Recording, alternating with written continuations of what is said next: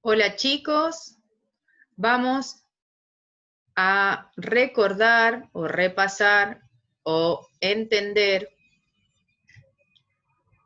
los factores de crecimiento, que son aquellos que influyen, que permiten que el microorganismo crezca más rápido, más veloz. Fíjense, están los intrínsecos y los extrínsecos. Si nosotros vemos en este cuadro, vemos que no están ordenados, ¿sí? La temperatura, la humedad, la disponibilidad de agua y el oxígeno son extrínsecos, mientras que los otros son intrínsecos. Vamos a observar que estos factores de crecimiento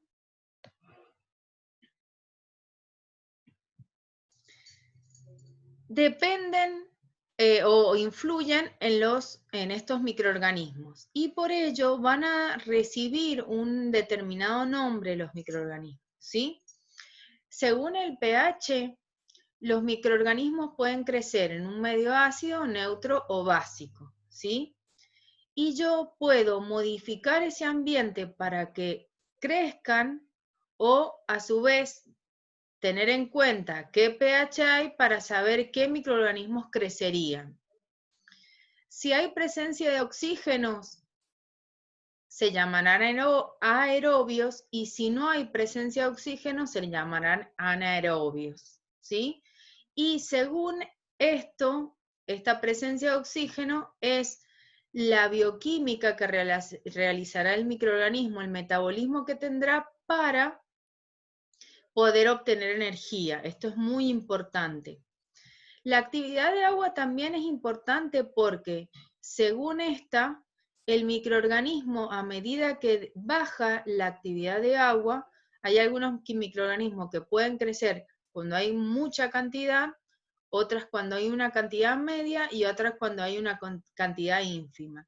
Y si hay muy poca cantidad de agua, directamente no crecerían.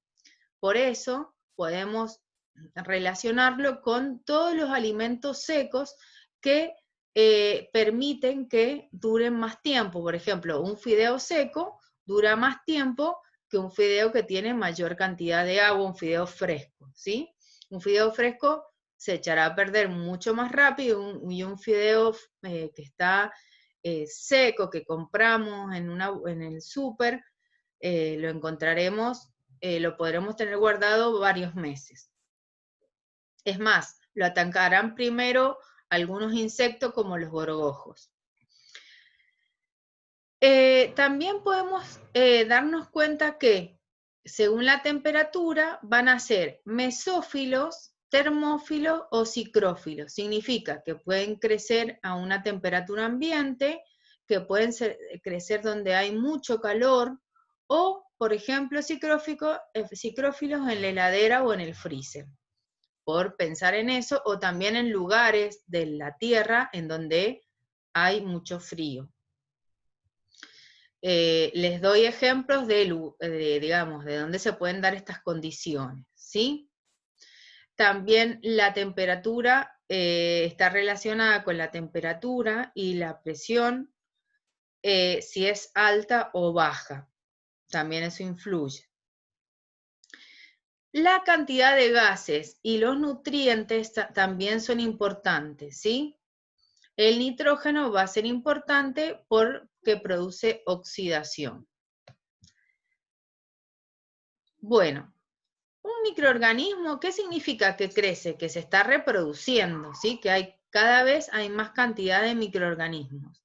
Entonces, fíjense, en una actividad de agua mayor, 0,91, aparecen las bacterias.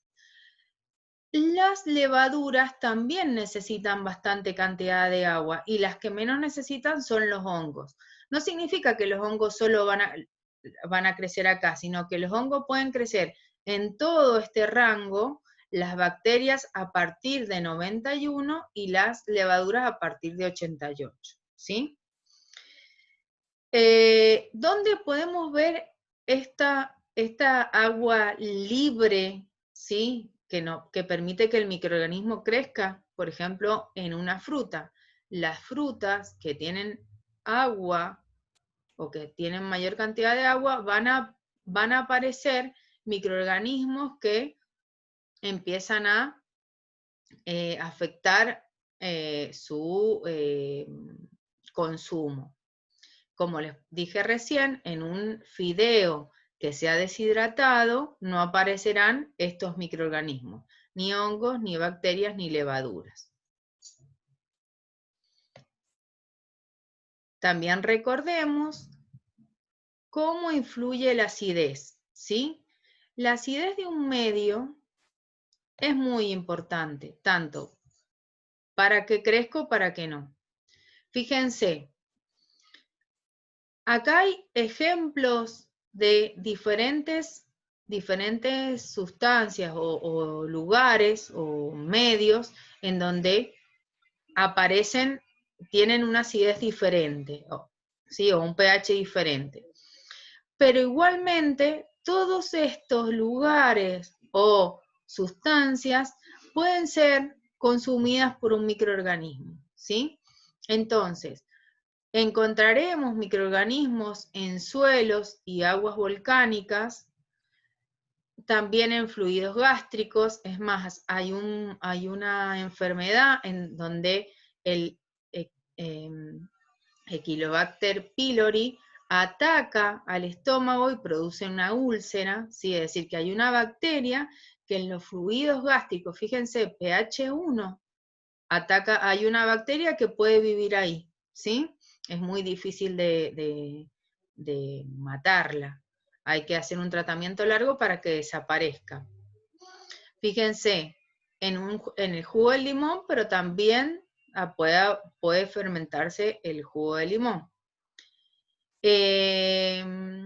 Vamos viendo drenajes de minas ácidas, también van a aparecer microorganismos. En el vinagre también pueden aparecer microorganismos.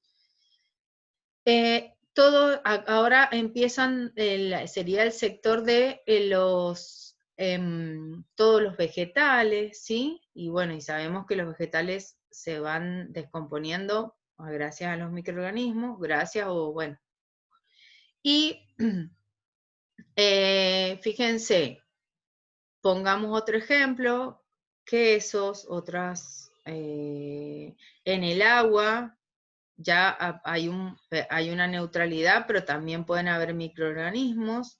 Y a partir del pH, fíjense, en el agua de mar, pH 8, ya sabemos que hay microorganismos también. Lo vimos, lo hemos nombrado en algunos casos, o también hemos visto bibliografías como la bacteria del Titanic. En los suelos alcalinos, fíjense, por ejemplo, en un jabón, nosotros decimos, bueno, un jabón lo utilizamos para lavar, pero también pueden aparecer microorganismos que ataquen el jabón. Bueno, entonces, recordamos que los microorganismos necesitan condiciones favorables para que crezcan, pero también estas condiciones nosotros las podemos utilizar para que no crezcan, ¿sí?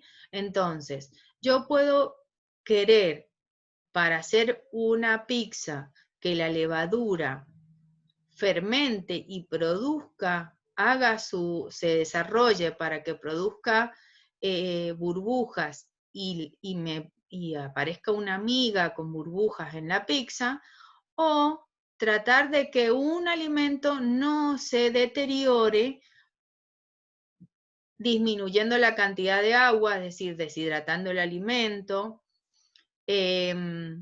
evitando que tenga oxígeno, cambiando el pH del alimento, etc. Bueno, chicos, espero que esto les sirva para entender los factores de crecimiento.